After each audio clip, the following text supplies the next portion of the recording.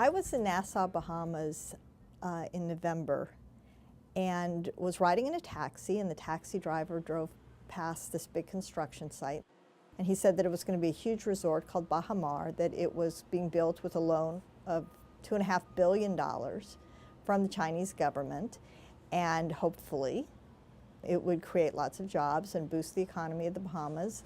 And then when I got home, I did a whole bunch of research to see how much else is going on in the Caribbean that the Chinese are doing, and found investment pretty much on all the islands, even the little islands. And so we went to the Caribbean. We spent pretty much a whole month of February in the Caribbean, going from island to island to island, from north to south, to investigate Chinese investment in the Caribbean and what it means not only for the Caribbean, but what it also means for America. We were dealing with 3 countries, 3 governments, but all that sort of fell together in time. The biggest challenge, honestly, was trying to get it so that we could cover Carnival. The logistics of trying to arrange that were extremely challenging. And you really needed to be there. All the groups that parade, they're called bands. And some bands have like 5,000 people. And there's an association for bands. And you have to get the blessing of the association for bands. You have to get the blessing of the association for Calypso. You have to get the blessing for 5 different organizations before you can actually get the credential to videotape. And it took an awful lot of face time so that we could cover Carnival well and do justice to it for the story.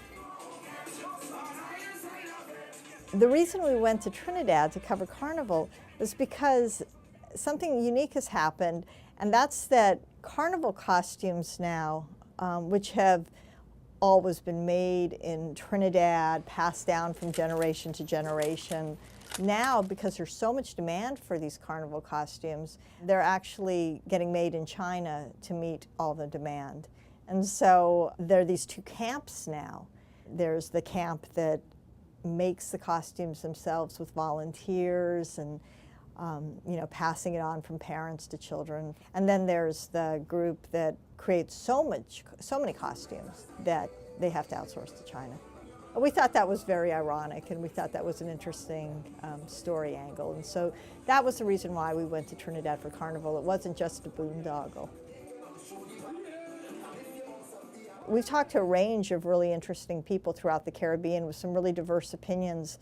And I think we've really managed to show how complicated this issue is and the mixed feelings that there are in the islands to the Chinese coming in and all the investment and all the Chinese labor that's coming in. And the Caribbean is really in America's backyard. Does America need to be concerned about this? I think America needs to be aware about this.